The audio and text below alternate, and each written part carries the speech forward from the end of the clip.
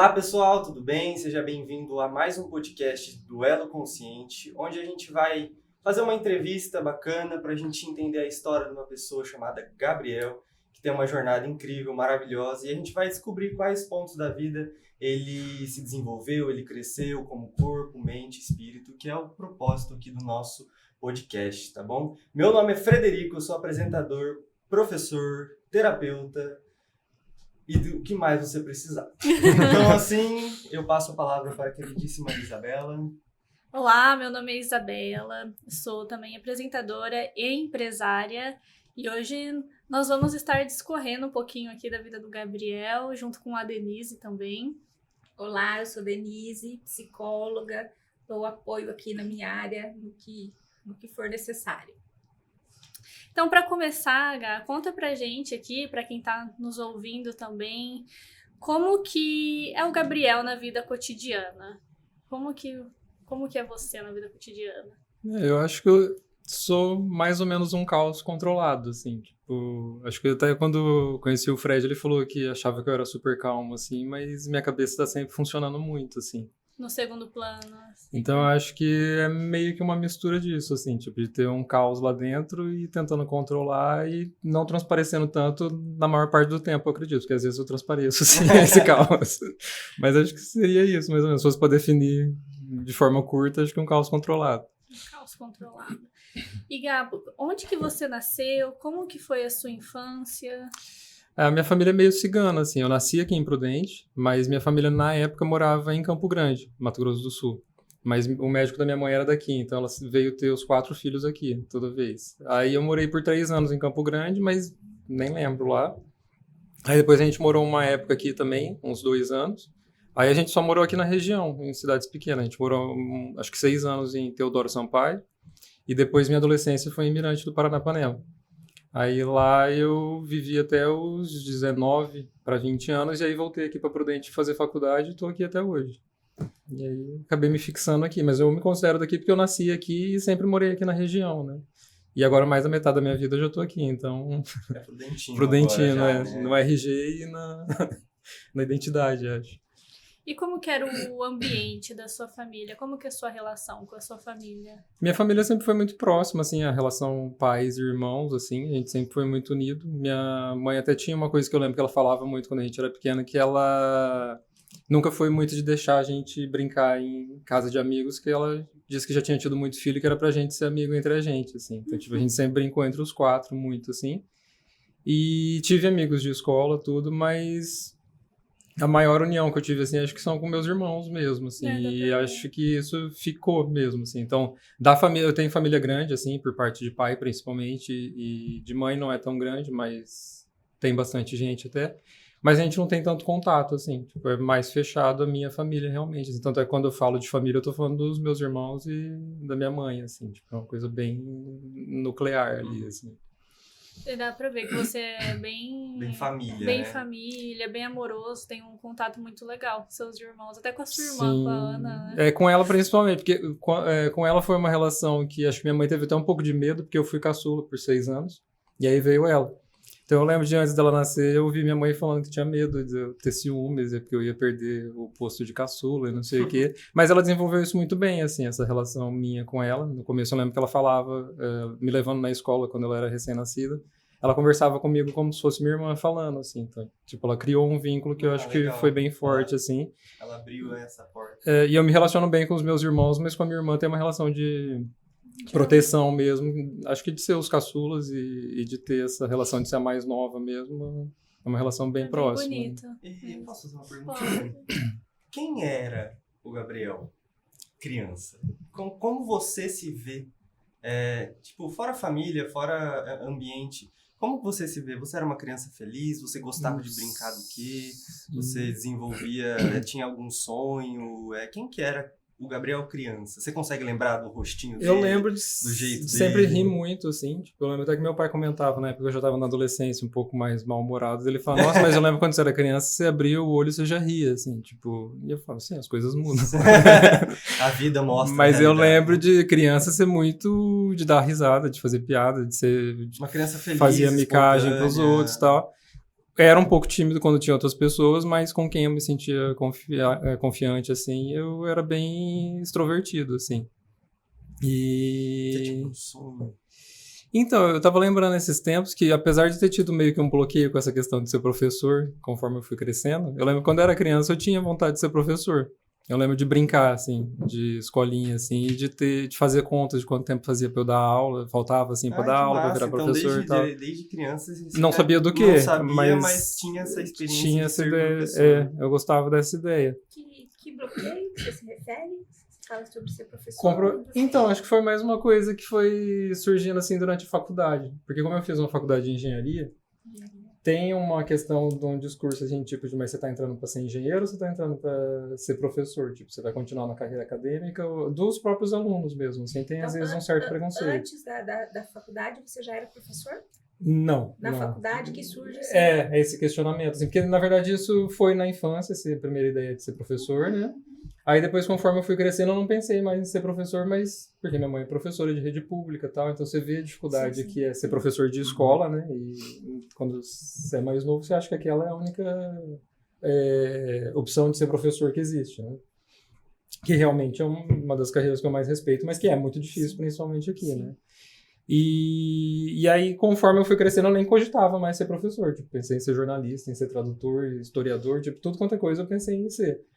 E acabei caindo na engenharia cartográfica. E aí, quando eu caí na engenharia cartográfica, eu lembro que me perguntaram até, tipo, mas você vai fazer mestrado ou você quer? Eu falei, não, você é engenheiro, eu entrei pra ser engenheiro. Então, vou trabalhar na área mesmo. Vou trabalhar na área. Eu lembro até que no primeiro ano, quando eu ajudava alguém a estudar, assim, eu lembro que teve um menino da minha sala que falou, você tem jeito pra professor. Eu falei, você tá louco? Não, nunca.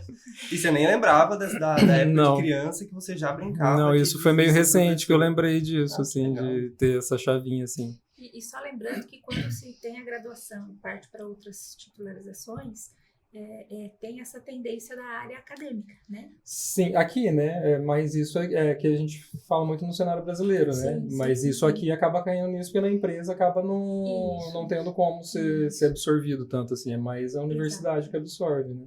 Mas teria realmente como desenvolvedor, como pesquisador, você pode trabalhar numa empresa, mas é que aqui acaba meio que... você fica Ou isso ou naquilo. aquilo. Acaba caindo nisso. E aí acabou mudando durante a graduação mesmo, porque daí no segundo ano eu tive que começar a dar aula particular de matemática para complementar a renda, né? Só a bolsa não era suficiente. E eu achava que não levava jeito nenhum, mas eu comecei a gostar, assim, de dar aula e eu via que ajudava alguns alunos, assim, tipo, mesmo aluno que tinha muita dificuldade em matemática, física e tal. Aluno pequenininho mesmo, assim, tipo, 11, 12 anos, assim, de ensino fundamental ou ensino médio. Achei que era da faculdade. Não. É porque no primeiro ano eu ajudava o pessoal da minha sala mesmo, que tava Entendi. perigando em algumas disciplinas. Teve alguns amigos você mais era próximos que aquele eu aluno ajudei. Que o pessoal pedia ajuda, entendi. E aí depois, no segundo ano, já foi pegando aluno por fora mesmo. Que eu tinha uma amiga da República que era da matemática, né? Então ela já dava aula e conhecia bastante gente. E aí um aluno ela me passou e assim eu comecei a dar aula particular e aí eu já mudei a chavinha, assim, de falar, não, tá. Interessante. Até que dá, é legal isso aqui. O fruto não cai longe do pé, como a gente sempre fala, né? A mãe professora. Meu pai é professor de pintura em tela também, então, tipo, massa. é família meio de artista, Nossa. assim, então o ensino tava ali já desde cedo, assim, né? Entendi. Você disse algo muito interessante, né? Eu observava o movimento da minha mãe enquanto professora, né? Uhum. Isso é tão forte, isso é tão comum, né? Os filhos começam a ter as primeiras noções de trabalho, Sim. observando o comportamento dos pais, né? Então, eu trabalho, deixo minha mãe longe de casa, né? Eu trabalho, deixo minha mãe cansada. Então, é inerente uma primeira ideia, né? De que, nossa, isso aí acho que não é muito bom, não. Sim. Então, isso não é muito bom, então isso é que eu não vou fazer, né? Mas com aquela interpretação simples da criança, né? Sim, e é uma coisa que eu acho que a gente tem meio cultural isso, assim, tipo, eu lembro de ouvir de professores também, e eu não acho que era por maldade, tipo, de falar, Sim. não, isso é muito bom, não seja professor. E o que eu acho é que a ideia que a gente deveria ter construção como sociedade é que os melhores fossem os professores. Ao contrário. É quem vai fazer a base, né, da formação de qualquer um. A influência de um professor. Mas muito eu grande sei, na vida, exatamente, e eu sei que não era maldade dos professores, era tentando me proteger, tipo, de falar, não, escolha Não outra faz carreira, isso, você não. tem como sair disso. E aí isso vira meio que um ciclo vicioso, né, porque acaba, às vezes, caindo quem tem muito dom e tá indo contra a maré, ou quem não tem opção, né? E aí são essas pessoas que vão formar ali os outros. E né? é triste esse cenário, né, de, tipo assim, a desvalorização da ideia de ser professor, porque, pelo menos na minha concepção, na minha visão, quando eu olho para um professor, eu valorizo muito essa posição de professor, né, apesar de eu ter dado um trabalhinho na escola lá, né, mas acho que da adolescência faz parte. Mas hoje eu lembro de cada professor que foi importante na minha vida, e aí eu falo, putz, ser professor é um negócio massa, é um negócio legal. É um negócio que quem tá ali deveria querer estar ali de verdade, e não tipo assim, caí aqui e virei professor. Sim. E ser valorizado por isso. E ser valorizado também, por isso. A gente entra nessa questão, né? E as condições para ser um educador, né? Para ser um professor, que é um outro debate aí, né? Mas também o bem-estar do sujeito, do indivíduo, né? Se ele não está minimamente ali em paz com ele vai se queixar da profissão, ele vai achar que ele vai achar, né? Então essa consciência de que trabalhar é sempre difícil, é penoso, né? Independente do trabalho. Independente. E essa discussão, uma discussão parecida com essa, veio junto comigo até a decisão da graduação que eu ia fazer. Porque quando eu não fiz letras tradutor, que era a minha primeira opção, que realmente eu não passei no vestibular, tá? Eu era longe de casa. Foi uma loucura aqui de adolescente, assim, tipo, de achar que era só prestar e passar que eu ia conseguir fazer. Minha segunda opção era fazer história, que eu comecei a pensar em fazer. E foi um professor de história que tinha se formado lá na Unesp de Assis, que era amigo da minha mãe, conversou comigo e que meio que me convenceu que talvez não valesse a pena, assim, tipo, e eu sei que também foi para me ajudar. Tipo, ele falou, você já não tá fazendo o curso que você queria em primeiro lugar. Faz alguma coisa que talvez seja mais perto da sua casa, ou que talvez te dê um retorno mais rápido, que aí depois você pode fazer uma outra faculdade, qualquer outra coisa que você quiser. E também acho que foi para me proteger, me ajudou muito a me direcionar, mas também enviesado por esse cenário da educação no país, assim. Gá, mas só para pontuar certinho, como que foi a sua jornada profissional até você chegar onde você está hoje? Então, primeiro eu queria fazer jornalismo. Isso aí foi quase meu jornalismo. Era super tímido e queria fazer jornalismo, mas era isso na minha cabeça. Antes do tradutor? Não, aí depois eu percebi que como eu sempre gostei muito de ler, e aí aquelas coisas de fantasiar o que seria a profissão, eu achava que eu ia trabalhar traduzindo filmes e livros, eu adorava ler e assistir filme, e falei, é essa profissão que eu quero. E só que aí não passei, só que eu tinha prestado um concurso da prefeitura, lá de Mirante, na mesma época. Aí não passei no vestibular, mas passei no concurso. E aí comecei a trabalhar. Trabalhei por 2 anos e aí comecei a fazer o inglês aqui em Prudente. Então eu trabalhava durante a semana e com esse dinheiro, que não era muito, mas eu conseguia pagar o inglês aqui e vim pra cá de fim de semana. Aí fiz isso por 2 anos. 6 meses antes de eu sair de lá, eu passei no concurso de secretário de escola. E aí eu consegui uma bonificação no concurso que eu tava. Aí eu comecei a fazer cursinho pré-vestibular. E aí que eu comecei a pensar nas opções realmente que eu ia fazer. Aí eu era letras ou história. Que idade mais ou menos você tava nessa? Isso eu tava com 19 anos. Era jovem ainda. Era bem novo. E aí com 19 eu passei foi quando eu decidi fazer engenharia cartográfica aqui na Unesp. E aí comecei com 20 certinho. Entrei num dia com 19, no outro dia eu fiz 20 anos. E aí fiz graduação. Teve essa mudança de perspectiva em relação a como eu via a docência, né? Comecei a fazer iniciação científica, também para complementação de renda, mas também porque gostava da pesquisa. E aí eu percebi que eu gostava e que, apesar de ter gostado muito do estágio que eu fiz em topografia, no fim do curso, numa empresa mesmo, que eu gostaria de trabalhar e tal, eu queria muito fazer o mestrado. Tipo, eu tinha decidido que, ou o mestrado pelo menos, eu ia fazer. Sim. Aí fiz o mestrado. Quando eu fiz o mestrado, eu já sabia que eu ia fazer doutorado e que eu ia seguir a carreira de docente mesmo. Né? Então, aí fiz você é doutorado. Engenheiro cartográfico. Cartógrafo. Cartógrafo. Aí eu fiz mestrado aqui na Unesp em Ciências Cartográficas, doutorado em Ciências Cartográficas, fiz um pós-doc de 4 anos aqui e agora estou fazendo o segundo pós-doc. Você já é pós-doutorado? Eu tenho um pós-doutorado fazendo outro agora. Caraca. Já 16 anos na Unesp. Mesmo. 16 Parabéns. anos. Obrigado. Que jornada bonita. Bastante coisa. É bastante estudo, né? Bastante dedicação dentro dessa área para se desenvolver. E a gente sabe o tamanho do empenho para finalizar cada um desses títulos, né? Uhum. A gente sabe quanto que isso é penoso. Só quem tá ali, quem tem uma noção, né? Sim, e que tem um peso grande até como sociedade, porque no Brasil quem leva a pesquisa, basicamente, igual eu estava falando, não tem muitas empresas de pesquisa e tal, nem muitos centros, assim, né? pelo menos na minha área. Então, quem acaba levando a pesquisa científica é a universidade, né? Então, tem um peso grande e que não é tão valorizado. Porque agora que está tendo a discussão de ser esse tempo de mestrado, doutorado contar para a Previdência, não conta. A gente não tem nenhum direito trabalhista, não tem direito a férias, não tem direito a 13º. A bolsa é pequena agora, que subiu faz 2, 3 anos. Né?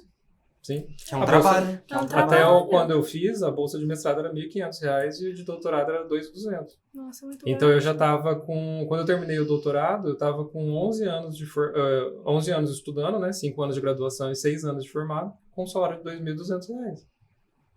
E trabalhando daquele jeito, né? De fim de semana, às vezes, num nível alto. Assim, porque tem né? que ter uma dedicação exclusiva para isso, né? Também tem isso. Para você ser bolsista, você assina um termo de dedicação exclusiva. Então, você pode até fazer alguma coisa tipo freelancer, que não tenha registro e tal, mas, teoricamente, você nem pode trabalhar assim. Você não pode ter vínculo empregatício. É dedicação exclusiva. Total.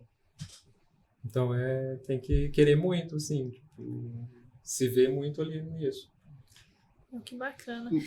Pode falar. Não, pode falar. Não, eu só ia perguntar se nessa jornada de estudo você já dá aula, você já leciona alguma coisa, ou se ficou só nas mentorias, como é que funciona? Eu dei algumas aulas durante o doutorado. Ali na Unesp, eles têm como se fosse um projeto, que agora eu acho que está variando, agora abre mais concurso para substituto, na verdade. Mas na minha época tinha um programa de bolsas para quem era do doutorado pegar algumas disciplinas que iriam para substituto. Então é uma coisa meio que ajuda os dois lados, assim, para o departamento sai mais barato, porque você está pagando uma bolsa em vez de pagar um salário, e o aluno tem a oportunidade de dar aula na Unesp, assim, tipo, assumir uma disciplina realmente com a mentoria de algum professor do departamento, né, não é sozinho. E aí nesse esquema eu dei 3 disciplinas. Eu dei aula para engenharia cartográfica, a primeira vez que eu fui dar aula, que foi um pouco de medo, assim, porque foi uma disciplina que eu quase peguei DP na graduação. E aí justo aquela! E aí caiu essa pra dar aula. A vida sempre vem, vamos lá. Eu vou ter que aprender agora de verdade, porque eu vou ter que ensinar. Fácil, não, você vai por aqui, ó. Aí depois a segunda disciplina que eu peguei foi para geografia, que aí deu aquele frio na barriga, porque eu falei, agora não é mais um curso que eu conheço, né? Não é um curso de exatas, tipo, não sei se eu vou falar a língua deles, né? É um curso de humanas. E a última disciplina que eu dei foi na matemática, que eu dei desenho geométrico também. Qual que foi a bem disciplina de humanas? Eu dei cartografia. Eu dei astronomia de posição para engenharia cartográfica, cartografia para geografia e desenho geométrico para matemática. Foram as 3 disciplinas. Aí a bolsa que eu tive de pós-doc não permitiu eu dar aula. Então, desde 2019 que eu estou sem dar aula. Você ensinou o pessoal a desenhar mapa, então. Não exatamente, é mais básico. É uma brincadeira que eu já fiz com ele, eu conheço o Gabriel, depois a gente vai contar de onde a gente conhece o Gabriel. Mas é só uma brincadeirinha, resumindo, ele desenha mapa, mas não é bem por aí, não. Acho que é muito mais complexo que isso, com né? certeza. Ô Gá, e em qual momento da sua vida que você sentiu que estava faltando algo? Porque você tem uma carreira profissional muito bonita, muito bem construída. Em que momento você parou para olhar para si? Então, isso foi uma construção também, eu acho, assim, tipo, o lado espiritual eu acho que foi o último que eu resolvi trabalhar em mim, assim, porque eu cresci numa família católica, então, tipo, cresci dentro da igreja, assim, tipo, de toda semana tá na igreja na missa e todos os dias tá na igreja porque minha mãe ensaiava o coral.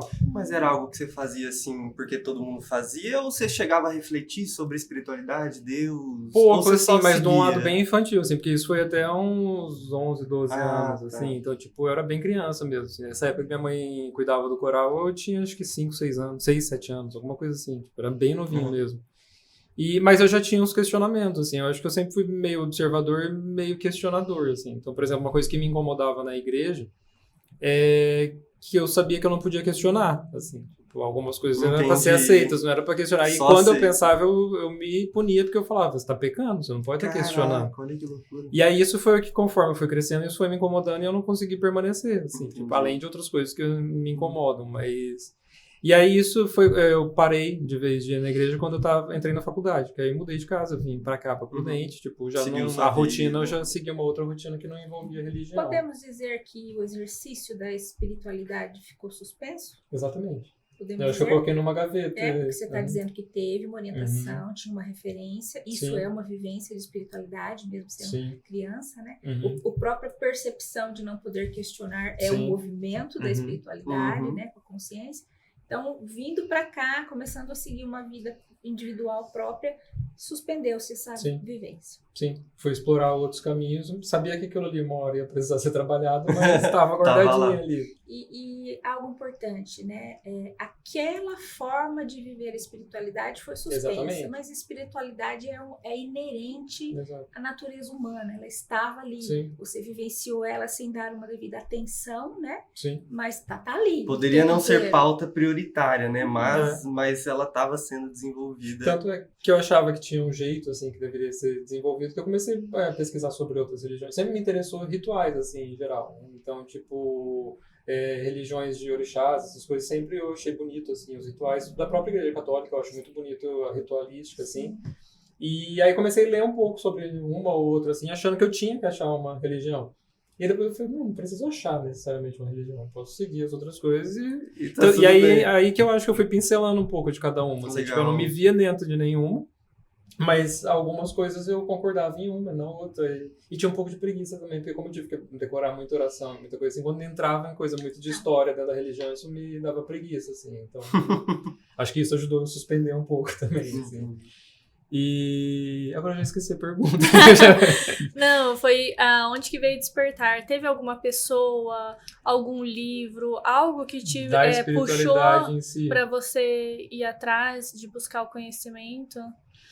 De buscar, né, uma conexão em si? Porque você falou que estava suspenso isso na sua vida. Sim. Então, aí eu acho que essa jornada acadêmica, isso tomou muito tempo, assim, muita atenção minha, assim. Então, tipo, eu tentava me manter saudável mentalmente no que eu conseguia, porque eu sabia que era uma coisa que ia ter um custo e que a maioria das pessoas que eu conheço que fazem pós-graduação não tem problemas, eu tenho que tomar remédio, eu tenho que fazer um acompanhamento mais intenso e tal.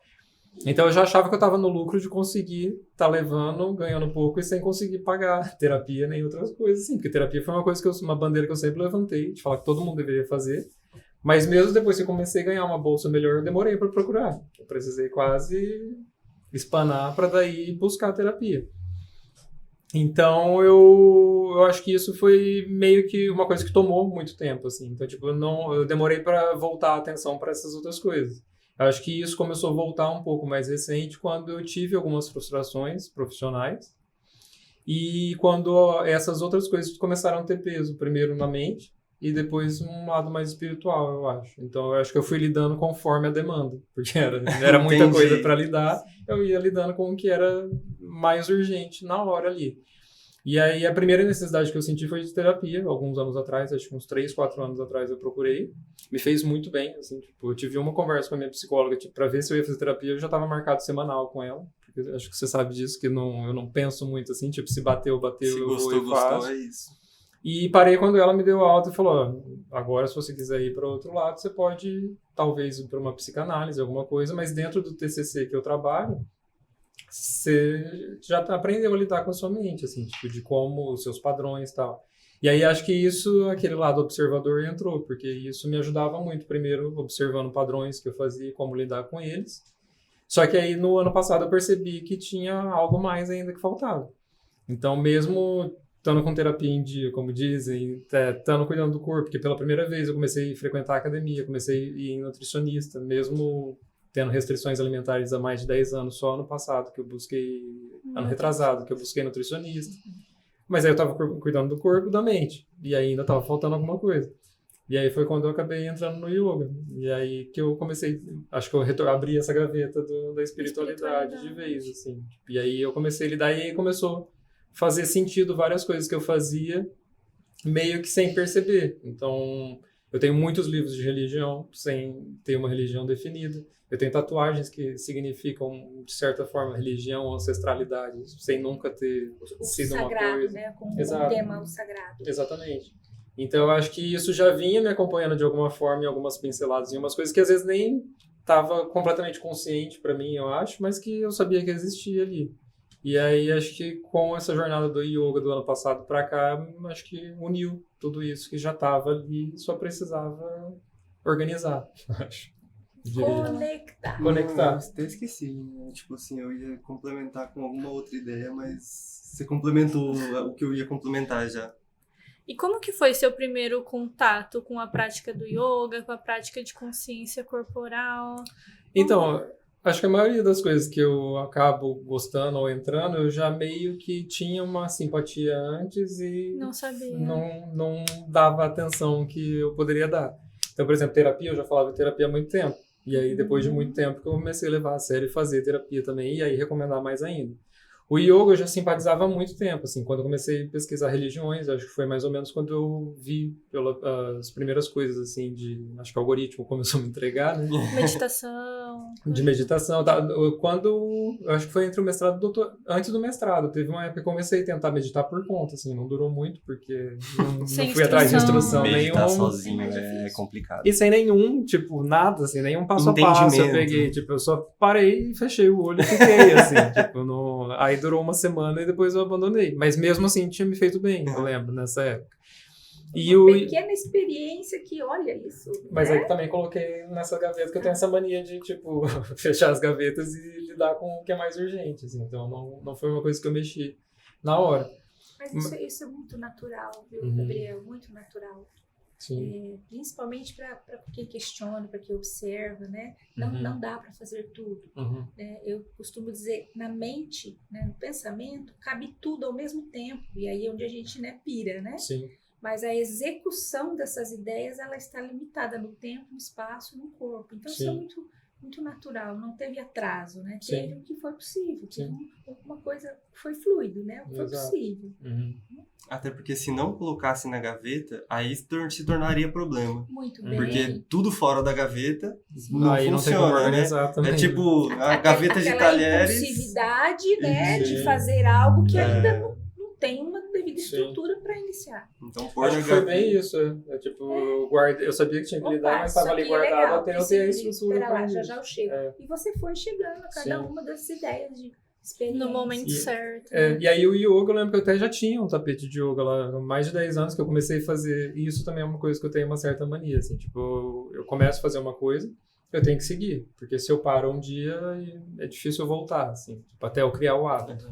E com o yoga foi isso, eu tinha pago 1 ano de yoga online, numa plataforma lá, fiz um mês certinho, acordava 6 horas da manhã e fazia. Um dia que eu não fiz, eu nunca mais fiz. Ficou 1 ano pago lá de vez, assim. Frustrou, não quero mais. E o tapete ficou guardado lá, mas eu já simpatizava, sabia que era uma coisa que me fazia bem, e até quando na terapia eu falava sobre atividade física, eu sempre tive resistência, eu falava que seria ou natação ou yoga, mas também não ia atrás. Tanto é que eu entrei na academia meio que como uma medida... Forçada. Drástica. assim, tipo, de contenção de danos. Eu falei que era, porque eu percebi que eu tava estagnado completamente, assim, tipo, não só fisicamente, mas minha cabeça tava entrando nessa, assim, tipo, de não se mexer mais. Aí eu falei, eu odeio academia, mas eu vou começar a fazer academia. E aí, com a terapia me ajudou, a, tipo, não focar naquele momento ali, mas no benefício que ele ia me trazer. E o yoga mudou minha relação com a academia, porque eu não tento fugir pensando no benefício. Eu tento aproveitar o que eu tô ali vivendo naquele momento e já viver o benefício naquele momento Lidar que ele com tá o sendo. desconforto, Exato. né? Lidar Em vez de com o tentar se desconforto. distrair e pensar em outra coisa, não, Aham. pensar exatamente no esforço e onde dá pra ir. E aí acho que o primeiro contato veio lá de trás, mas aí o ano passado, quando eu tive problema de saúde, eu percebi que estava relacionado com o emocional completamente, assim. E aí um amigo meu que tá no candomblé, ele me falou, se você quiser eu te levo. Aí eu falei, eu respeito muito, eu gosto muito da religião, mas eu não entraria numa religião para ser uma drenagem, assim, tipo, sem acreditar completamente, só porque eu tô com um problema que eu preciso, tipo, Entendi, escoar pra algum lugar. Eu você- falei, pra mim não faria Nossa, sentido, que assim. moral, eu né? não ia... Pra mim, eu ia me sentir uma fraude ali dentro, assim, né? Entendi. E aí ele falou, mas não necessariamente isso, ele foi o yoga que você sempre falou que gosta, por que você não vai atrás disso? Eu falei, é verdade. Aí isso foi numa segunda-feira, voltei de São Paulo da casa dele. Na terça eu voltei no médico, vi os exames, vi que não era doença crônica que eu tinha. Eu falei, então ainda dá pra se dar uma chance. Recuperável. Aí foi o dia que eu mandei mensagem pra você, e aí você me passou o contato do Fred, eu marquei uma aula experimental pra quarta, e não parei mais o yoga. Daquela quarta Agora pra ele cá, eu bate tenho todo feito dia yoga. na porta da minha casa, querendo uma aula de yoga. Tem dia que eu Desde abro e falo, aquela vai embora, quarta-feira. Gabriel, pelo amor de Deus. Eu lembro até que foi o último dia de abril do ano passado. E desde então, vai dar quase 1 ano que acho que dá pra contar na mão os dias que falhou, assim, eu fazer yoga. E, gente, eu Mas vou tá falar... estranho, né? Eu acho que o dia que ele não foi, eu falei, aconteceu alguma coisa. Alguma coisa muito grave que o Gabriel Fez não muito apareceu. bem, então. Eu acho que amarrou tudo, fez sentido, Sim, assim, sim. tipo, foi o que faltava, Teve assim, parece. algum ensinamento do yoga que te marcou profundamente? Vixe, Alguns, né? Tem bastante. Que mas você acho- consegue pontuar, assim. Eu acho que organizou muita coisa, conectou muita coisa, e eu acho que pra mim fez muito sentido porque me colocou num lugar que eu já me conhecia, que era de observador, assim, tipo, de olhar. Só que em vez de olhar pra fora, eu começar a olhar pra dentro, assim. Então, tipo... Porque, igual eu falei, a terapia me ensinou muita coisa, mas na terapia eu percebo que eu observar muitos padrões de como eu me comporto, de como eu reajo, de como eu penso. E isso é muito importante, me ajudou muito, assim. E o yoga, eu acho que complementou isso numa forma de olhar não só o padrão, mas o que está gerando aquele padrão. Tipo, se observar por dentro, né? O que está gerando aquele comportamento, o que está gerando aquele padrão, por que eu estou reagindo assim. E então acho que esse foi o principal, assim, tipo, de me observar, em vez de querer observar tudo o tempo Tem todo. aquela só. imagem clássica que é um olho assim que tá com foco pra fora Uhum. e aí ele voltando pra dentro Exato. da mente, É né? bem isso, Olhando pra dentro. E da também mente. eu não sabia o quanto seria libertador ter a consciência de não ter controle. Assim, tipo, eu sou controlador, isso já na terapia já trabalhei sobre essas coisas de inseguranças familiares, tal, financeira, de sei como eu aprendi a sobreviver, querer ter controle de tudo. Mas eu não sabia que sendo controlador, ter consciência de não ter controle ia ser tão libertador, assim, ia ser tão bom. Assim, Essa filosofia é muito boa. Que bacana isso. Você passa a controlar quando você abre mão do controle, né? Sim. Que aí você não controla mais, você conduz. Eu sempre Uhum. falo isso nas meditações. Não dá pra controlar. Você pode só canalizar Conduzir. e conduzir. Se você quiser transformar tudo do jeito que você quer, não funciona, né? Só Sim. pega aquele fluxo de energia e aí você pode jogar pra lá, jogar pra cá.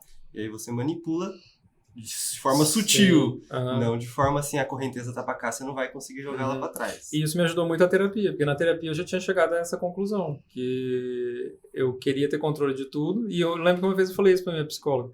Eu falei, eu nunca na minha vida, eu acho, que eu tive tanta consciência da minha falta de controle, e eu nunca me senti tanto no controle da minha própria vida, assim, tipo de... Um paradoxo, tipo, né? É um paradoxo. Eu não controlo nada, mas a minha vida agora eu controlo, assim, porque antes eu queria controlar o que estava acontecendo, se o emprego ia dar certo, esse tipo de coisa Então, que eu não tenho que controle. você passou a controlar aquela porção que temos controle. Que é controlável, né? O que não tem, a gente aprende a A lidar, até, né? a lidar, tá, Exato. até aqui, né? E eu acho que é muito importante isso, a gente... a sua terapia, né? Psicoterapia e o yoga, eles se convergem nesse ponto, né? Sim. Quem é você? Uhum. O que não é você? O que você controla e o que você não controla? O Uhum.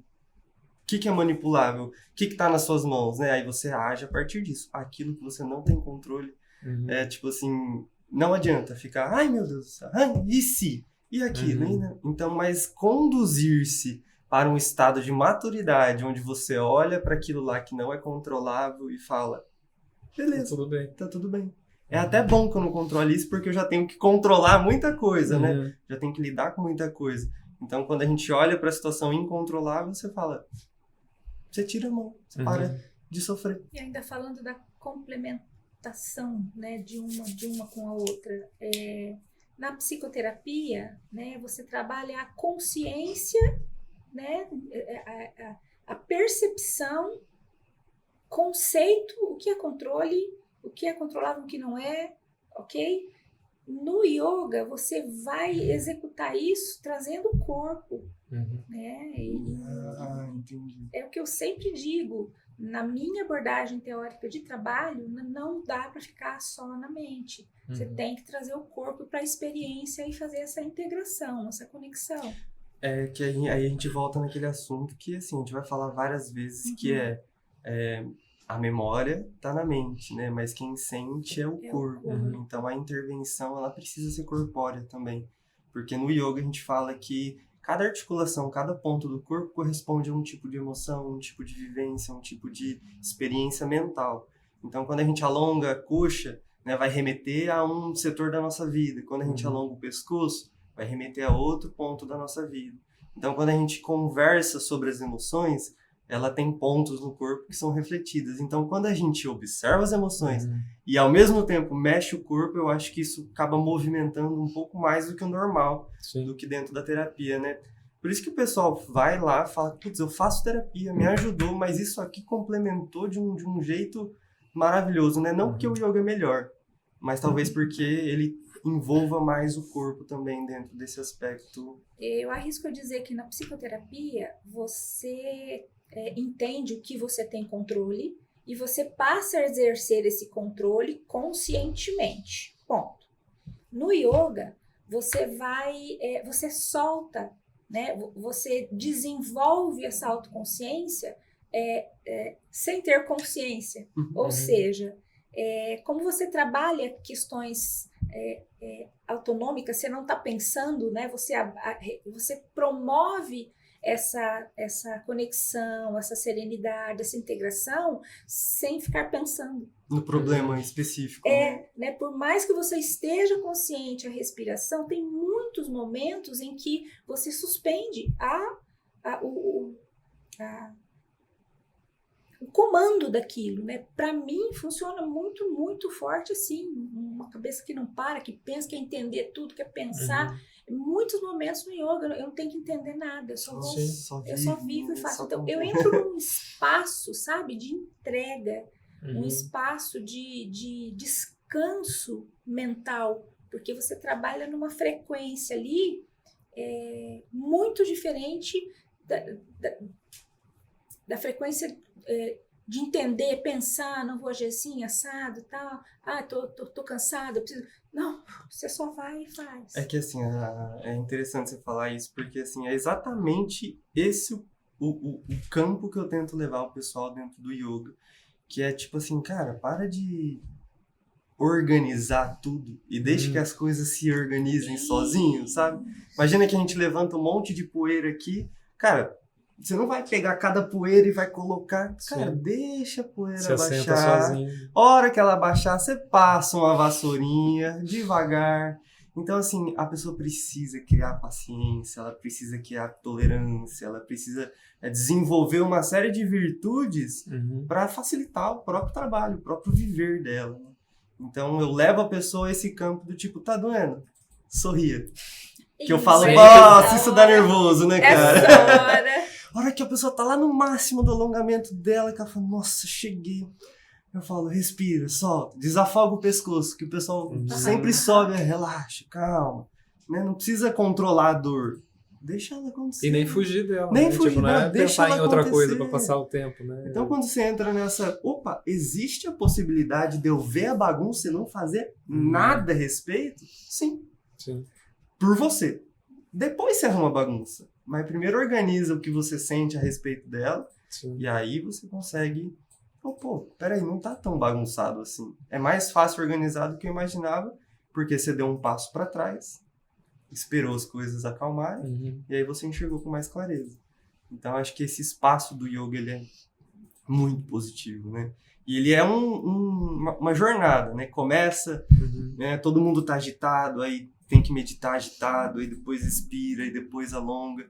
Aí só a hora que relaxa, que acho que a pessoa entende o que aconteceu no processo ali, ou ela não entende e só fala, tá ótimo, tá perfeito, tá bom, tá o suficiente, né? Tipo, não resolveu o meu problema, mas eu tô me sentindo bem melhor. E no meu caso, a terapia veio antes, e eu acho que ajudou meio que preparar o terreno para o yoga.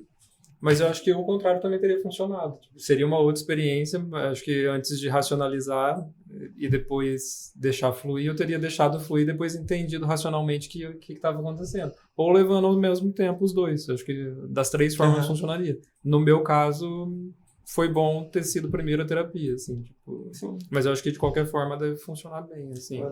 Só para finalizar essa parte, eu acho muito legal que... Né, como eu pratico há bastante tempo, eu acabei nunca escrevendo sobre as filosofias que eu aprendo praticando, né, entendendo a partir da prática, e não lendo, porque o yoga ele fala desse conhecimento intrínseco no movimento, nessa psicomotricidade, que é dentro do movimento há um conhecimento que ele não é escrito, ele só pode ser sentido, percebido e assimilado. Experiência, né? Então, assim, às vezes... Eu nunca li aquilo lá em algum livro de yoga, mas eu cheguei a esse entendimento durante o movimento, né? E eu acho legal que o Gabriel ele tá anotando as falas que eu trago na aula.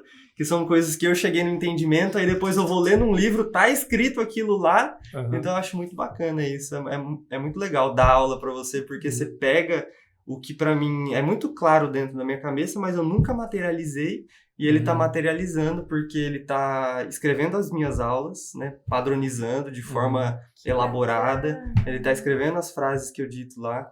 Então, assim, tá sendo bem legal e ele é registrando. Meu aluno mais prodígio, gente. Meu aluno mais prodígio de todos. Eu vejo que eu tô juntando tudo, né? Tipo, compilado, né? Não, e a experiência que eu tive com o trabalho científico, né? De sistematizar Isso e que tudo, eu agora eu digo, tô como unindo com pesquisador, isso, assim, né? Você tem uma habilidade em Sim. condensar. E a parte do registro foi uma coisa que eu geralmente tenho, assim, tipo, eu sempre gostei de anotar frase, tipo, um verso de uma música que eu gostei, Legal. uma frase de uma música, Já é um trecho de seu livro, isso. eu grifo o livro, porque eu sei que eu não vou voltar a reler tudo aquilo, talvez nem me chame atenção aquilo de novo, então eu gosto de registrar alguns pontos que às vezes é aleatório, né? Às vezes só de escrever já registra Sim. melhor também, Sim. né? Que bacana. Gai, e durante a sua jornada ali de autoconhecimento, de olhar para si, aonde que veio o chamado mais forte, né, ali da espiritualidade, para que você fosse buscar uma experiência com a ayahuasca? Então, também foi uma coisa que não veio de agora, assim, tipo, também tava na gaveta ali, como Você já todas as tinha outras coisas. pesquisado antes? Já tinha lido um pouco sobre, porque um amigo meu, esse mesmo amigo que falou do yoga, ele teve experiência, acho que 2 ou 3 vezes com a ayahuasca. Mas ele é meio doido, assim, tipo, ele pega e vai e faz, assim, ele nem pesquisa sobre, ele faz em qualquer lugar, tipo, ele... Não é o modus operandi do Gabriel. Não, Entendeu? muito pelo contrário. A gente sabe exatamente até que um é completamente o oposto do outro, assim. E a gente se aconselha, mas é sempre sabendo que um funciona completamente diferente do outro, assim. E ele já tinha me chamado para fazer, na época do mestrado ainda, se não me engano, tipo, foi bem no começo da pós. E aí eu morria de medo, falava, não, acho que não é pra mim, assim, e não, pelo menos não agora. Talvez um dia. E aí eu lembro que no começo tinha uma resistência grande, depois eu já falava, não, talvez um dia, vai, mas não agora também. E aí acho que já na primeira vez que eu fiz aula experimental com você, que eu comentei dos problemas de saúde que eu tive, você já comentou comigo sobre. ayahuasca. E eu falei, bom, realmente Pode ser. Naquela semana eu tinha lido um livro, acho que o Caetano Veloso falava da experiência dele também, que foi horrível, mas também é bom ter Não esses é todo relatos. mundo que vai ter experiência positiva. Né? E o dele também foi na loucura, foi na casa de um amigo, Só não teve foi, nenhuma né? preparação, Então, nada, completamente diferente. Isso é muito importante. Então, tem tudo isso. E como tudo que eu faço, eu geralmente pesquiso muito sobre. Geralmente o que deu errado, assim, pra tentar não repetir. Então, da ayahuasca, eu conversei muito com o Fred sobre. O cara chegou com uma caderneta com várias Tirar perguntas dúvidas aqui. Assim. Assisti documentário, fui ver casos de gente que passou mal, ou que teve coisa assim, o porquê que passou mal, o que aconteceu, e vi que não estava em nenhum daqueles casos. Então, tudo isso foi me dando segurança pra quando eu ir. Claro que com uma pessoa que eu confiasse também, porque eu não tentaria aleatório, assim. E até eu chegar nesse momento de falar, não, agora acho que vai. E aí, quando ia ter já uma consagração que já estava marcada, eu falei, não, acho que agora é o momento de ir. E aí eu me senti pronto, assim, com o receio do respeito, obviamente, né? Porque é desconhecido e é um negócio que é poderoso. Mas confiante, assim, tipo, fui tranquilo, assim, não fui com respeito, mas não com medo, assim. Você sentiu que era o momento? Sim, bastante, assim. Fui com respeito, mas não fui com medo, né? Você definiu a minha experiência, né? Eu odeio coisas que eu não conheço, né? Sinto medo de coisas diferentes. E o meu preparo, a minha mudança, a percepção do chamado, né? Que foi muito forte para mim, foi a suspensão completa do medo, mas com respeito muito grande. Sim. Né? Então, gostei bastante dessa colocação, né? Sem medo, mas com muito respeito. Né? Dada a seriedade da experiência. Eu lembro que até na semana eu me preparei, assim, tipo, de já diminuir a alimentação, de comer coisa pesada, bebida alcoólica e tal. Meditei alguns dias antes, pensando, e eu lembro que uns 2, 3 dias antes eu estava um pouco ansioso, assim, pensando, será que vai dar certo? Será que eu vou sofrer muito? Será que não sei o quê? Aí um momento eu falei pra mim, foi uma conversa sozinho, assim mesmo. Eu falei, você não quer ir? Porque se eu não quiser ir, ainda dá pra cancelar. Faltam 2 dias. Eu falei, mas você quer ou não quer? Aí foi a hora que eu tive a clareza de que eu queria aquilo. E a partir daquele momento, acho que eu tive claro que eu ia passar por aquilo. E sendo fácil, sendo difícil, sendo maravilhoso, sendo horroroso, eu ia passar por aquilo, porque eu queria passar por aquilo. E aí acho que isso que me deu também essa confiança de, tipo... é uma experiência que eu quero passar. Eu não tenho controle de se vai ser bom, se vai ser ruim, se vai ser fácil, se vai ser difícil. Mas eu tenho a consciência de que eu quero passar por isso. E quais que eram as suas expectativas? Eu não sabia, era Ou você não mergulhar criou no expectativa? universo desconhecido. Assim, Tinha, tipo assim, eu quero trabalhar essa questão na minha vida, ou você só foi assim, quero ver o que é, como que é, não, eu queria... o que a experiência vai mostrar pra mim. Eu já tava começando a entender um pouco melhor sobre meditação, assim, e eu queria dar esse passo a mais nesse lado da meditação. Uma meditação mais imersiva. Exato, tipo uma expansão da mente mesmo, assim. Estudo, mais pra esse essa lado. foi com caráter de estudo. Foi bem de nesse lado, assim. a profundidade que a mente pode chegar. Tinha algumas questões pessoais que eu achava que talvez viriam, mas não que eu tava falando, eu tô indo para curar isso. Não, eu fui bem de... Vamos ver qual é que é. Foi bem a sua experiência. Foi, mesmo, exatamente. Né? Você não acessou nenhum trauma, nenhuma memória. Não lembro de nenhuma pessoa, assim, foi mais uma da minha experiência de expansão mesmo. Inclusive, acho que você podia falar, tentar explicar o inexplicável. Sem parecer maluco. Difícil. Como que foi a sua experiência, a sua primeira experiência? Então, eu lembro de no começo, a gente já conversou sobre isso, eu falei que eu achava que eu não tinha controle nenhum do que eu vivenciei ali, mas na verdade eu acho que de alguma forma eu preparei algumas coisas que eu vivenciei, assim. O primeiro contato que eu tive foi com uma gatinha minha, eu sou muito apegado aos meus bichos, né? E o primeiro animal que eu perdi foi no ano retrasado. E eu sentia muito remorso, assim, racionalmente trabalhando, falando, não, eu fiz tudo que eu podia, eu levei no médico, eu descobri que estava doente antes de dar sinais e tal, ou muito rápido dando sinais, mas tinha um remorso de como morreu tudo, de ter sido muito rápido, de ter morrido nova, assim, né? Morreu com 9 anos, mas um gato criado dentro de casa é pouco ainda, né? Pelo menos pra mim, eu achava que ela ia viver muito. E só que eu levo eles assim meio como guias espirituais, assim, tipo, então eles pra mim são uma ligação muito forte. E eu lembro de antes de começar eu pedi pra ela vir comigo, assim, tipo, pedi meio que uma bênção dela.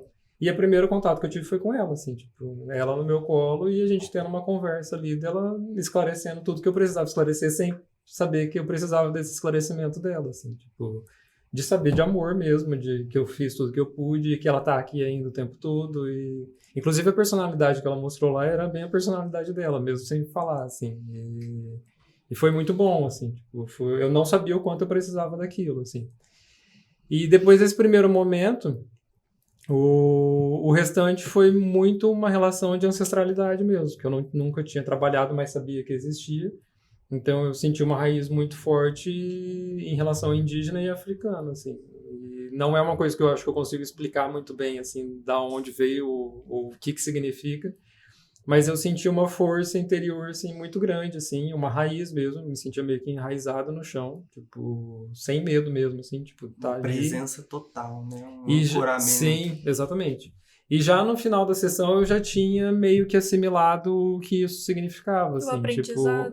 Qual foi o aprendizado que ficou? Eu acho que um dos outros problemas que eu tinha levado que eu queria saber era por que minha bacia era tão travada, assim, de algumas coisas, tipo, tanto de abertura como de movimentos no yoga. Entendi. E eu sabia que isso, numa das primeiras conversas com o Fred sobre chakras, eu sabia que isso estava relacionado ao chakra raiz, que está relacionado ao financeiro, à estabilidade e tudo mais, que sempre foi um medo. Por instabilidade financeira da família e tudo mais. E aí eu meio que já sabia que isso estava relacionado ali, fui meio que querendo trabalhar isso. E aí essa força que eu sentia, meio que me deixou claro que eu me sinto e tento ser uma âncora para minha irmã, para meus irmãos, para os meus amigos mais próximos. Tipo, eu tento ser essa pessoa que dá para contar, assim. E essa força vindo enraizada, eu percebi que eu posso ser essa âncora pra mim mesmo também. Tipo, tá tudo ali dentro, assim, tá tudo amarrado, é um ciclo. E o que eu ofereço pros outros, eu posso ser pra mim também. Eu não preciso que alguém me dê colo, posso eu me dar colo, assim. Então, que aconteça eu sei que eu tenho muita gente que eu posso contar, mas que aconteça uma tragédia que eu não tenha ninguém, eu ainda vou ter a mim mesmo, assim. Conta. Exatamente. Então, essa força ancestral veio daí, eu acho, assim. E foi muito rápido, porque no final da sessão, quando a gente conversou, eu já falei sobre isso, assim, tipo, já tinha assimilado ali, assim. Pô, que profundo. Então, foi uma experiência muito forte, assim, que eu lembro que eu fiquei muito cansado, eu nem conseguia ficar a sessão inteira, assim. No finalzinho da sessão, ele olhou pra mim e falou assim, Fred, eu preciso conversar. Eu preciso encostar em alguém, eu segurei a mão dele, eu não soltava. E aí a gente abaixou a música, né, conversou um Fui lá pouco, fora respirar um ar deu uma puro. passeada, isso, aí foi dando uma voltada, né? Porque eu mergulhei, assim, tipo, eu não fiquei naquele começo, assim, de olho aberto, nada. Eu tomei, já fechei o olho, fui meditar e fui, assim, Ai, tipo... que legal. A primeira vez que eu voltei um pouquinho de tomar água, assim, foi porque ele me cutucou e falou, lembra de voltar de vez em quando, porque eu tava... Tem eu que ter fui essa embora, condução, porque eu eu não percebo sabia. a pessoa que tá indo muito fundo, né?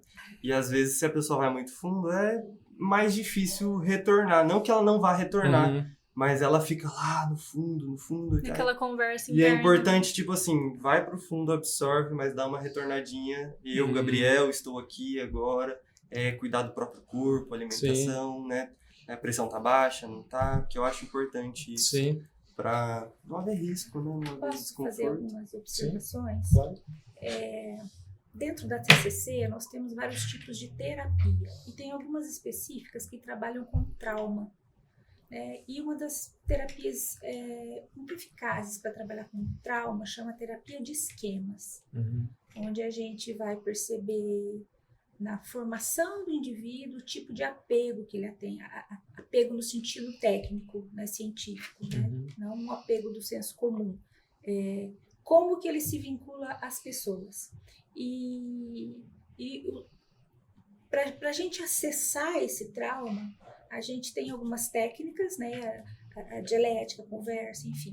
Mas tem alguns momentos de extremo sofrimento, a lembrança de algumas memórias, onde a gente promove o que eles chamam de reparentalização limitada.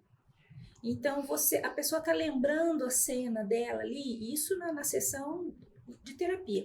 Ela está lembrando a cena, quando ela lembra, a emoção vem à tona no corpo. Então, ela se emociona, né? E a nossa presença e fazendo com que ela crie algumas imagens de sendo acolhida, tá? Então, uma criança vive uma cena, então você conduz aquilo, ela cria a imagem de alguém chegando e promovendo o acolhimento e a proteção que ela não teve, né? E isso constrói redes neuronais diferentes e você trabalha esses traumas profundos, né? A sua condução nessa experiência é exatamente isso que você faz, né? Quando você fala, eu precisava pegar na mão de alguém, eu precisava conversar, né? Então, é muito importante esclarecer para as pessoas que essa experiência do chá de ayahuasca, quando muito bem conduzida de forma responsável, ela também promove, tá? Essa reorganização das emoções. Reparentalização limitada. Reparentalização limitada. Tá? Por quê? Porque você é um terapeuta, é um limite, né? Você tem um limite ali de você alcançar aquela cena, mas ela reativa o trauma, né? Você está junto, ela está vivendo aquilo e ela vê que ela dá conta e ela está com presença. Oferecer essa segurança é importante. Né? Isso foi muito importante. Então, quando você fala, algumas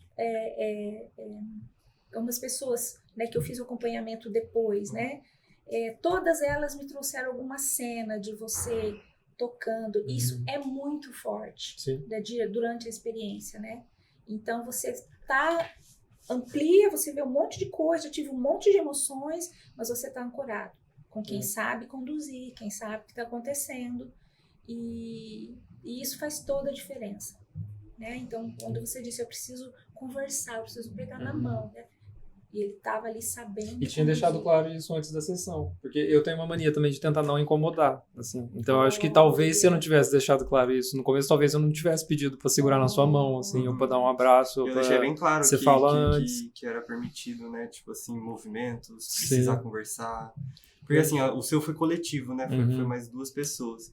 Então tem aquela consciência coletiva do tipo assim, cara, não vou sair gritando. Estragar a experiência do... Tipo assim, tem o coleguinha do lado que tá ali na sua conexão.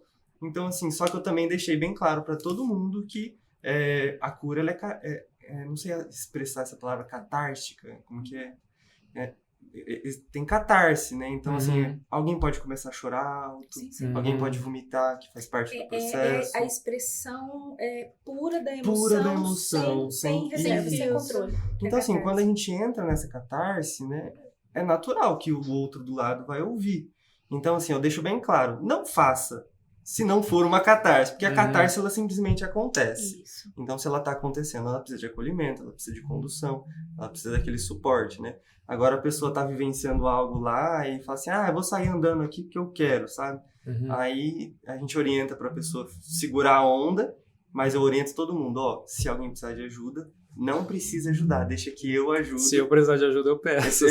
Isso, exatamente. Então, assim, pode pedir ajuda também. Sim. E, assim, os outros que estão recebendo a medicina não precisa ajudar a pessoa. Eu vou ajudar aqui, eu tô de condutor ali, né?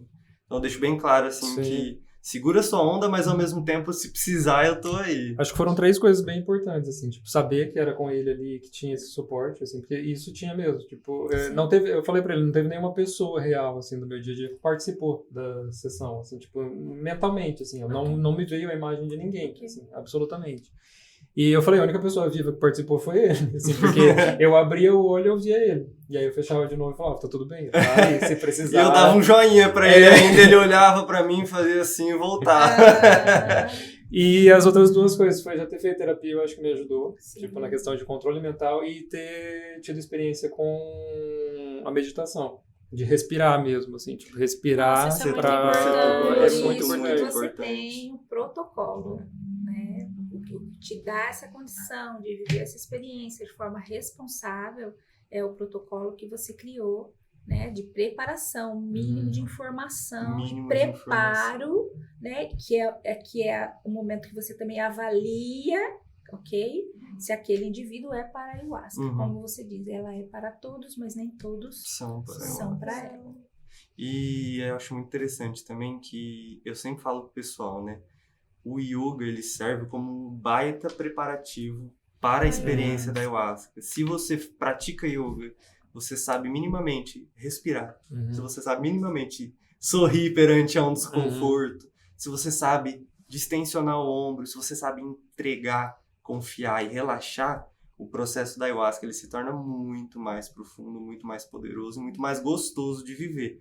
Agora, se você não tem minimamente essa capacidade de respiração, relaxamento, permissão, ela se torna uma experiência mais truncada, mais difícil. Que, voltando lá naquela primeira proposta que eu recusei, seria um negócio que eram, acho que 50 pessoas num sítio, com alguns cuidando. Então, assim, e eu sem preparo nenhum, porque foi na época que eu tava mais caótico na pós-graduação. Não era então, o se eu momento, tivesse né? ido, ia ter sido catastrófico, eu acho, assim. A experiência, porque, então, foi a melhor coisa eu não ter ido naquele momento, porque quando eu vivi agora foi ótimo, assim, tipo... Nem sei se as próximas vão ser tão leves assim, porque foi muito de levinho a primeira. Inclusive, eu tô aqui para dizer assim, na última experiência que você foi, a playlist que eu montei, ela foi muito voltada para segurança, masculino, enraizamento. Não dá spoiler. Não, calma, mas ele já sabe. Ele já sabe.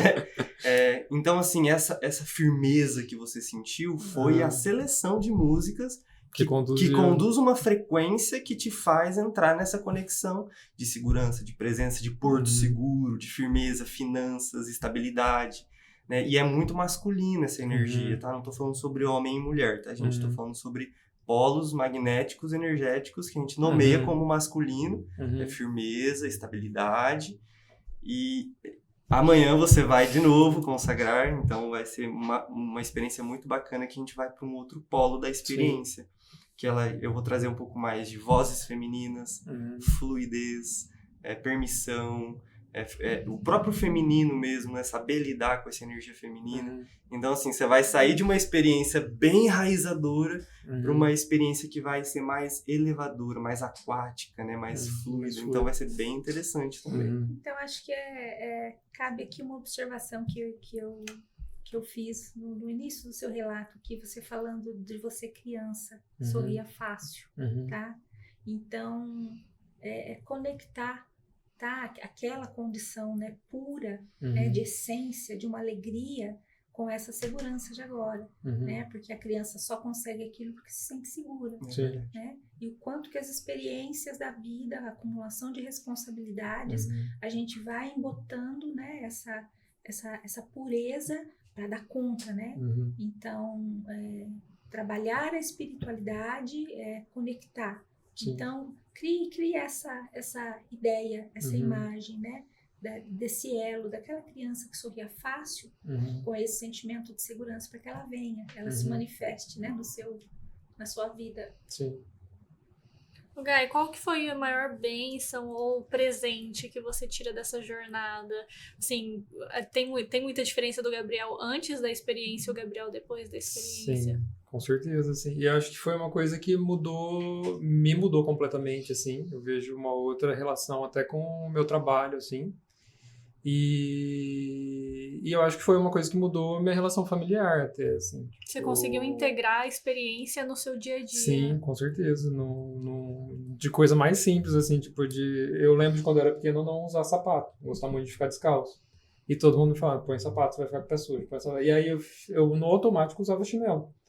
E lá eu tive a necessidade de tirar até a meia, porque eu não queria nada no meu pé, assim, tipo, e eu não uso mais sapato dentro de casa, desde os mais simples disso, assim, então, até... Esse é o símbolo do elo, tá? Esse é uma representação, tá? Daquela pureza, né? Daquela potência de indivíduo presente hoje nesse símbolo. Um gesto simples, mas que... Eu voltei a andar descalço, tá tudo bem. Sim. Até outras coisas, de relação com outras pessoas, Tipo o quê? Não sei, eu acho que mudou o jeito desde que eu lido e que eu olho no olho dos meus bichos, assim, tipo, de sentir uma conexão maior até com a minha família mesmo, assim, tipo, de amor, uma sensação. E de baixar um pouco aquela coisa de, por mais que você não tenha raiva ou rancor expresso ali na hora, tem muita coisa que você carrega de qualquer pessoa que você convive. De baixar um pouco essas armaduras, assim, até com quem você convive, assim, que é uma construção, obviamente. Não digo que eu tô em paz com todo mundo, não é, pelo contrário. Mas é um trabalho, assim, tipo, de observar, pelo menos, essas armaduras e tentar baixar elas, sabe? Foi muito poderosa a experiência pra você. Foi. Quem me pergunta hoje em dia, antes eu acho que eu tinha mais dificuldade de falar sobre, assim, tipo, de tentar explicar o que era ou o que eu esperava. Hoje, acho que o jeito mais fácil que eu tento falar é que te desarma de você mesmo para você mergulhar em você mesmo, assim, tipo, tirar todas as suas preocupações, os medos de julgamento, de qualquer coisa, para você olhar lá no fundo quem você é, na verdade, sem coisa que você foi construindo, assim. Você fala em tirar a armadura, né? Exatamente. A Denise usa um termo também da cebola, de descascar a cebola também, Denise, as pétalas. Exatamente, tem as camadas. As camadas. As camadas. Tirando E as isso camadas. é um processo. Isso é um processo. E porque até a nossa personalidade é uma construção, né? É tipo, uma do que a gente foi construção. exposto, que a gente entendeu como certo e errado, Fora e que a gente pra precisou ser. E aí eu acho que isso desarma de tudo isso para você voltar lá naquele ponto do que você é na essência. E não que você tem que voltar a ser aquela pessoa, é justamente fazer essa conexão do que você se tornou com o que você era, eu acho. É isso. Você vai fazer uma pergunta? Não, pode falar. Mas eu vou meio que encerrar falando. Posso? Pode. Não, eu só queria contar pro pessoal de casa que a gente convidou o Gabriel, porque ele é um queridíssimo aluno meu, né? Só que ele se mostrou muito prodígio, muito interessado sobre o assunto. Ele pesquisou, leu livros, perguntava. Acho que quando não tinha aula, às vezes a gente ficava lá ainda, filosofando, falando sobre yoga. E ele já tem essa didática, né? Esse dom com o ensino, com estar à frente de uma turma, de uma sala, que eventualmente a vida vai conduzindo a gente para lugares que a gente não imagina. Então, eu coloquei ele com muita alegria, com muita honra, com muito carinho, para dar aula lá no Yoga Prudente também. Então saiba que você estar lá eu olhar para você e reconhecer você como, tipo assim, um potencial professor, seja dentro da área do yoga, seja dentro da cartografia, ou seja como profissional ali dentro da sua área mesmo. Mas eu enxergo esse potencial em você, então o Yoga Prudente tem você com muito carinho. Então, assim, quem for pro Yoga Prudente procurar a gente, vai fazer aula comigo ou com o Gabriel. Então a gente está conversando com ele aqui para mostrar a carinha dele, né? Falar assim, opa, ele está por aqui. Não sei quanto tempo ele ficará com a gente, se será para sempre ou se será um período curto, né? Não vamos interromper esse ciclo antes da hora e nem prolongar ele. Tentar ter controle. Tentar ter controle. Mas eu agradeço muito pela sua presença lá.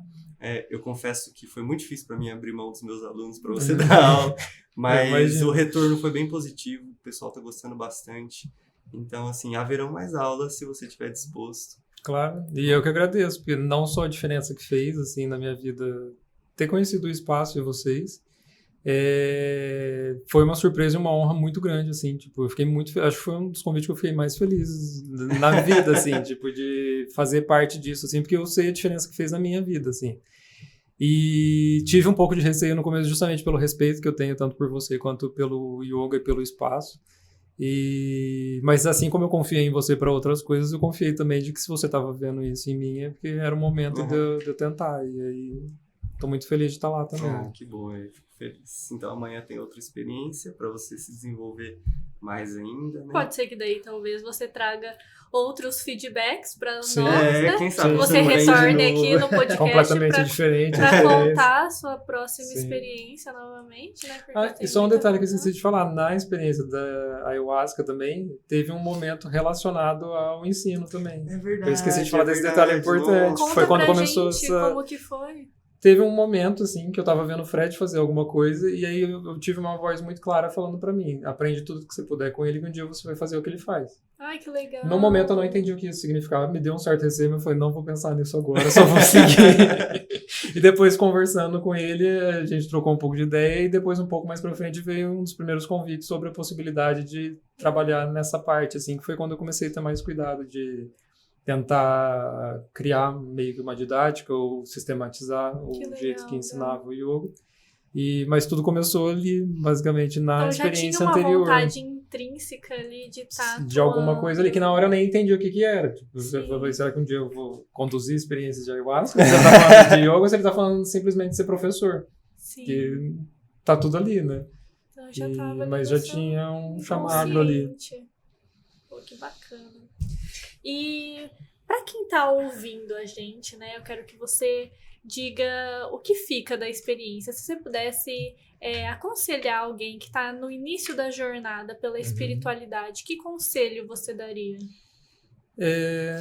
Eu acho que o principal seria não ter pressa, nem de resultado, nem de nada, assim, tipo, vivencia.